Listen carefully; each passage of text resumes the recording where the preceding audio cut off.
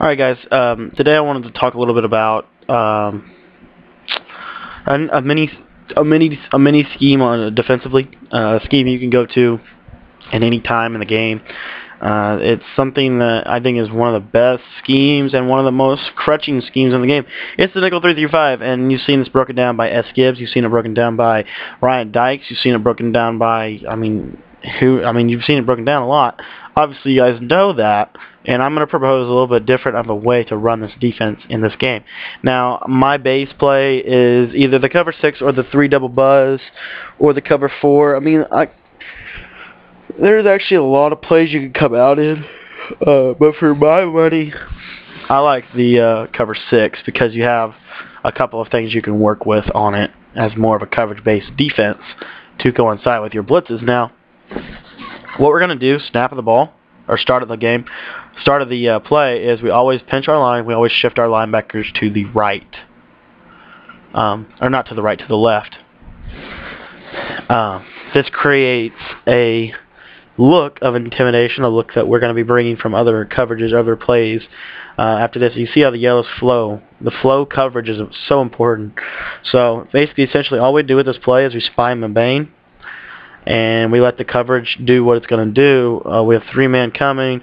One of the best coverages in the game. You don't really have to do anything to it, and it automatically covers a lot of stuff. Now, what I would recommend you doing, if you were going to do something to this coverage, is base align, pinch, shift, do all of that stuff, and then get on Wagner, put him in a flat zone, and user that middle seam area.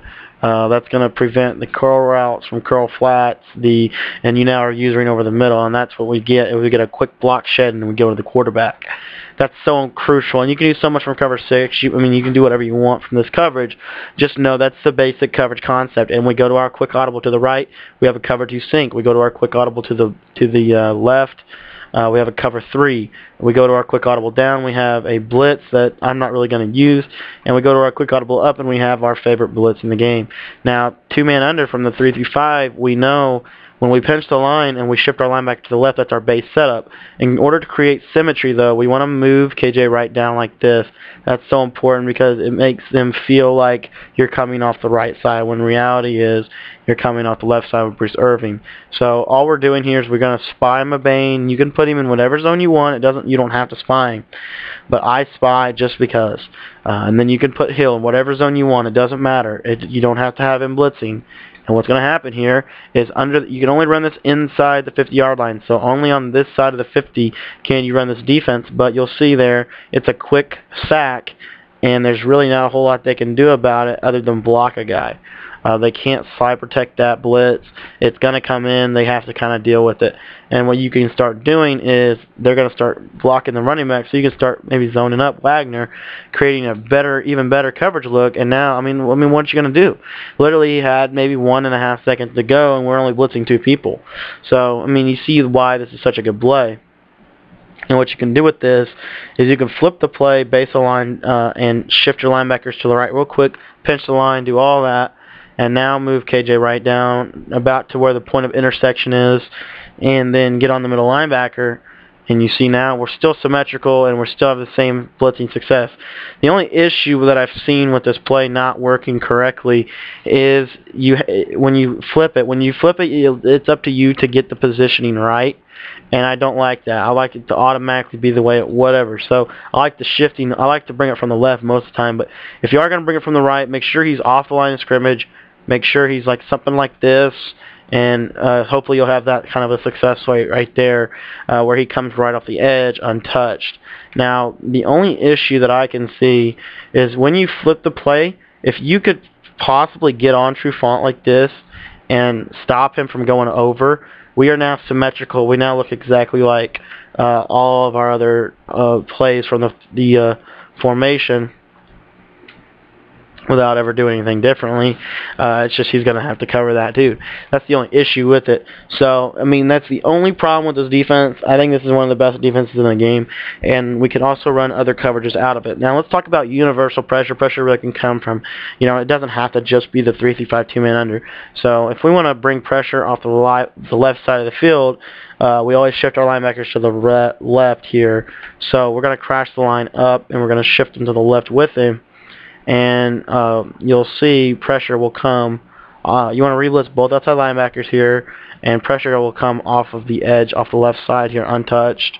As you see there, it comes in very clean. There's no glitches to that at all. I mean, it's very simple, easy setup, and you can do that from every play in this formation. You don't have to re-blitz anybody. You just have to shift them over, and you're done, and you're coming off the edge.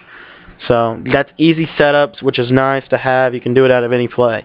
Now, if you want to bring it from the right side, you're going to crash your line down. You're going to shift them right. You're going to shift your linebackers left. Re-blitz both outside linebackers. That's a common theme. You do have to re-blitz the defensive end on the right here for the pressure to come in right. It's going to come right up the B gap. So hopefully you guys are keeping up and learning the concepts as we go. But in my opinion, if I'm running a blitz for my money, I'm going to be running the 3-5 two-man under. This thing is phenomenal, guys. It really is. I mean, just look at this. You don't have to do anything at all, and you're coming right off the edge. So that's the pressure from that portion of the field. And let me show you what happens on the other side of the 50-yard line. So say you're on your, say you're starting at a drive over here on this side of the 50. You'll see what happens. I call the two-man under, and I pinch the line, and I zone them. Same setup that was working for me on the other side of the 50. It's going to get picked up here. You see, he gets picked up, but you get loop around, and I mean, it's all right, but it's not great. You don't get a guy free. That's the issue with it. That's why, you only want to run 3-3-5 under the 50 for anyone else's money or whatever. But if you want to run it a different way, what you could do is you could do this. Baseline, you could pinch, and you could shift. You pinch not pinch. You spread your line. You shift your linebackers to the left like we always do. You bring that other linebacker down, and you just zone up the backside lineman and just re-blitz Clemens, move him over a tick like this, and you should get that little loop around pressure off the edge there. It doesn't always, sometimes it'll get picked up, sometimes it won't. It's just it's a play to mix in, guys. I really don't run this scheme that much because I don't like it being, it's symmetrical, but at the same time, it's if you can pick up that one blitz from the 3-5, you kind of got it. You kind of have it beat, and it's just not really the best in my mind. But as a mix-in, it's very effective. One other setup I want to try here real quick is shifting the line, pinching them, and show you that there is also another concept you can run from this, and that is this one right here. As you see, he'll come out wide like that. If you user him, you can come loop around. The issue with that is you just can't run you can't run the two-man under blitz under the 50-yard line. What you can do is this. Okay, you can spread your line like so. You can move Clemens over a tick. You don't re-blitz him. You just leave him like this. Zone up here, and bring Irvin down like this. You want to go ahead and shift your linebackers. But now when you have control of Irvin, stack him up, and you see right here, that's a little bit better of an angle that he takes at the quarterback. The issue is it's just not that good under the 50-yard line. That's why I don't recommend running the two-man under blitz under the 50. What I recommend doing is running the coverage setup, and I recommend pinching the line, like we said earlier. That's the idea. If you guys haven't caught on yet, what we're basically doing is we're forcing the offense to understand that they have time in the pocket. And then eventually we can throw that two-man under blitz at them when they get past midfield and they're stymied, and now they have to punt. So that's the key to this play. I would try to just jump stuff or run your universal blitzes and utilize those to the best of your abilities. The cool part about the universal blitzes is you don't have to re-blitz anybody. It's baseline. You shift if you want to bring pressure off the right, crash line down, shift them right, and you're done. And you see here, I think I snapped the ball before my guys were set. But if you want to bring pressure off the left, crash line up, shift them left, re-blitz both outside linebackers. That's the common theme. And then you're done, and you got pressure coming left. It's a really fun scheme to run, especially to mix in. So hopefully you guys enjoyed this video. I'm trying to pump out a couple quick mini schemes out of this formation, or out of this book. If you guys liked the video, go ahead and like hit that like button below. If you guys are new to the channel, go ahead and subscribe. If you guys are already members of the channel, show your support with a like button below and a favorite and a thumbs up or whatever they allow you to do down in the comment section. Hopefully you guys enjoyed this video, learned something, and we'll see you guys next time. Hopefully you guys enjoyed it.